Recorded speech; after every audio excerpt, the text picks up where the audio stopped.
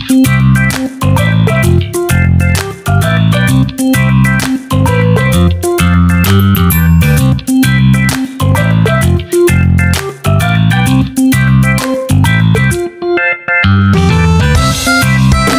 welcome back to my channel Kambosdar. Ngayon naman po akin talakayin, pagpapatupad ng assistance to older persons, inilipat na ng DSWD sa NCSC.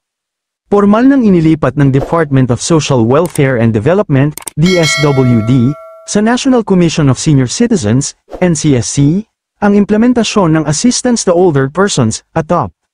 Kasunod ito ng paglagda sa Memorandum of Agreement, MOA, nina DSWD Secretary Rex Gatchalian at NCSC Chairperson Attorney Franklin Quijano kung saan formal na nailipat ang tungkulin at pondo ng ahensya na nakalaan para sa programa at assistance na kakailanganin ng ATOP.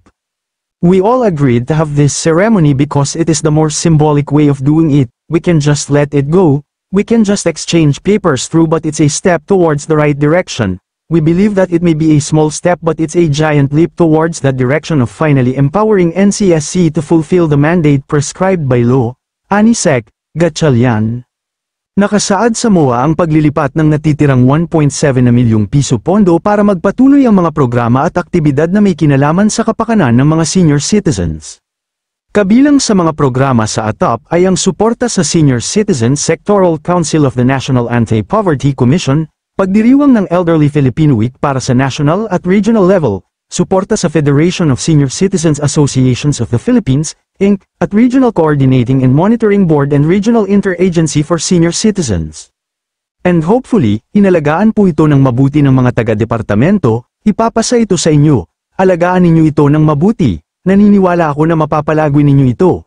And later on we can start talking about the bigger programs or the bigger PAPS, programs, activities, projects, in the department, sabi pa ng kalihim.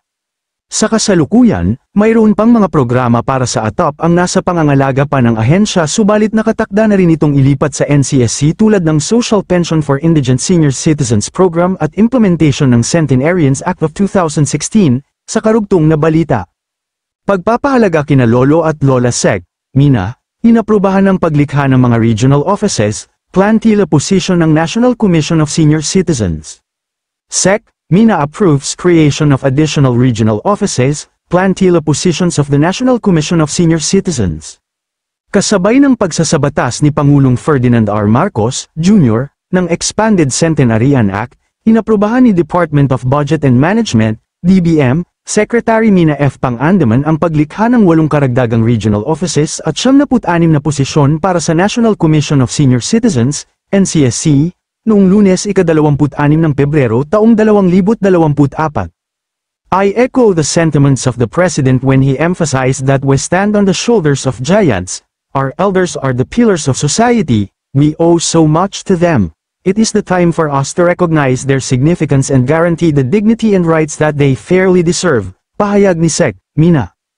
Pagpapalakas ng NCSC, itinakda ng Republic Act No. 11,350, na may petsang ika-25 ng Hulyo taong 2019, ng pagbuo ng National Commission of Senior Citizens, NCSC, sa ilalim ng Office of the President. Ang pangunahing layunin nito ay ipaglaban at palakasin ang ugnayan sa pagitan ng mga stakeholder at senior citizens, tiyakin ang matagumpay na pagpapatupad ng iba't ibang programa at serbisyong nakatuon sa pagpapabuti ng kalusugan at kabutihan ng mga senior citizens, at lumikha ng isang kapaligiran na sumusuporta at tumatangkilik sa kapakanan ng mga senior na katatanda. Ayon sa datos mula sa NCSC, naglilingkod ang komisyon sa mahigit 9 milyong senior citizens na may edad na 60 pataas, mula sa rehiyon ay hanggang 13, CAR, at National Capital Region, NCR. Upang tiyakin ang maayos na paghahatid ng kanilang mandato, layunin ng NCSC na magkaroon ng representasyon sa bawat rehiyon ng bansa.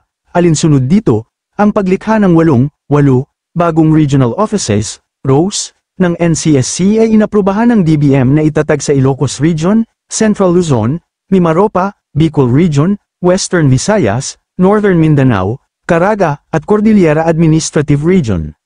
Dagdag dito, may kabuuang 76 na posisyon ang nilikha ng DBM para sa mga bagong ROWs, na pamumunuan ng isang Director IV, alinsunod sa Section 11 ng RA No. 11,350, Inilipat na ng Department of Social Welfare and Development ang programang Assistance to Older Persons sa ilalim ng FY 2024 na General Appropriations Act.